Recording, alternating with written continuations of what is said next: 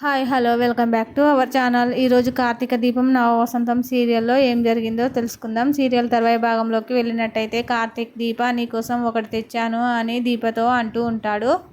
కార్తీక్ నీకోసం ఒకటి తెచ్చాను దీప అనగానే ఏంటి కూరగాయలా అంటుంది. తల కొట్టుకుంటాడు కార్తీక్. ఇక నీకు ఈ భాష తప్ప మరేది రాదా అంటాడు. నీకు మొన్న నిన్ను కోనేటి దగ్గరికి తీసుకువెళ్ళాను కదా, అప్పటి నుంచి నాకు ఒక హగ్ ఇవ్వాలనిపిస్తుంది దీప అని అంటాడు. ఇంకా కార్తీక్ సిగ్గుపడుతూ ఇక దీప వైపు చూస్తే దీప కోపంగా చూస్తుంది. ఇంకా ఇష్టంతో ఒక నవ్వు నవ్వి సైలెంట్గా ఊరుకుంటుంది. ఇక దీపకు కళ్ళు మూసుకోమని కార్తీక్ ఒక గులాబీ పువ్వును ఇస్తాడు. ఇక ఇలానే ఇక రోజు ఇస్తాను, నా ప్రాణదాతను నీలో నా భార్యను నా ప్రాణదాతను చూసి ప్రేమిస్తూనే ఉంటాను అని కార్తీక్ చెప్తాడు. ఇక అంతలోనే కావేరి అక్కడికి వస్తుంది. కావేరి దీప చూసి మీ చిన్నమ్మ గారు వస్తున్నారని కార్తీక్తో అనగానే గులాబీని దాచేస్తాడు కార్తీక్. హాయ్ చిన్నమ్మ, మా మాస్టర్ కూడా వచ్చారా అని అంటాడు కార్తీక్. లేదు కార్తీక్, నేను ఒక్కదాన్నే వచ్చాను, దీపతో మాట్లాడాలని వచ్చాను అంటుంది కావేరి. సరే అయితే మాట్లాడుకోండి అనేసి కార్తీక్ అక్కడ నుండి వెళ్ళిపోతాడు. ఇక కావేరిని చూసి ఎందుకు కంగారు పడుతున్నారు, ఏమైంది అని అడుగుతుంది దీప. అంతా విన్నాక భయం వేసింది అంటుంది కావేరి. ఏం విన్నారు, ఏమైంది అంటుంది దీప కోపంతో. ఇక కావేరి ఒక నిజం చెప్పాలని ప్రయత్నిస్తున్నాను అంటుంది. ఏం నిజం అంటే జోష్న నిశ్చితార్థం నువ్వు ఆపలేదు దీప, నీ చేత ఆపేలా చేశారు.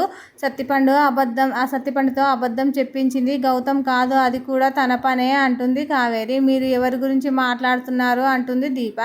అంటే జోష్న అసలు ఆ రోజు నిశ్చితార్థం ఆగిపోవడానికి పెద్ద ప్లాన్ వేసింది. నిన్ను తప్పించి కార్తీక్ జీవితంలోకి జోష్న రావాలి అని ప్లాన్ వేస్తుంది. నిజానికి ఈ పెళ్ళి తనకు అనుకూలంగా కావడానికి వాడుకుంటుంది అని కావేరి చెప్తుంది దీపకి. ఇంకా పెళ్ళి ఆగిపోయిందే కదా అని దీప అంటుంది. ఎందుకు పెళ్ళి ఆగిపోలేదు, ముహూర్తాలు కూడా పెట్టుకుంటున్నారు అని కావేరి దీపతో చెప్తుంది. ఏమంటున్నారు మీరు, నాకేం అర్థం కావడం లేదు అంటుంది దీప. ఇదంతా నీకోసమే జరిగిన కుట్ర దీప, అసలు నేనేం విన్నానో అంత నీకు వివరంగా చెప్తాను అంటుంది కావేరి. మొత్తం నీకే అర్థమవుతుంది నేను చెప్పింది వింటే అంటుంది కావేరి. మీ మావయ్య నన్ను ఒక రెస్టారెంట్కు తీసుకొని వెళ్ళారు, అక్కడికి జోష్న గౌతమ్లు కూడా వచ్చారు అంటుంది కావేరి. వాళ్ళు మాట్లాడుకున్న ప్రతి మాటను నేను వివరంగా విన్నాను, నీకు చెప్తాను అని అంటుంది దీపతో కావేరి. ఇక విచిత్రమైన విషయం ఏంటంటే గౌతమ్ అందరినీ మోసం చేస్తున్నాడు. గౌతమ్ జోష్నను కూడా మోసం చేస్తున్నాడు.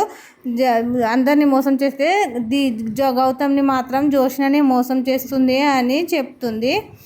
వాడిని రెచ్చగొట్టి నీ మీద కూసికొల్పేది జోష్నే అని చెప్తుంది. ఆగిపోయేలా చేయడానికి, అలా ఆగిపోవడానికి కార్తీక్ జీవితంలోంచి నువ్వు దూరం అయిపోవడానికి ఏదో కారణం ఉంది దీప. అదేంటో జోష్న పారిజాతానికి కూడా చెప్పలేదు.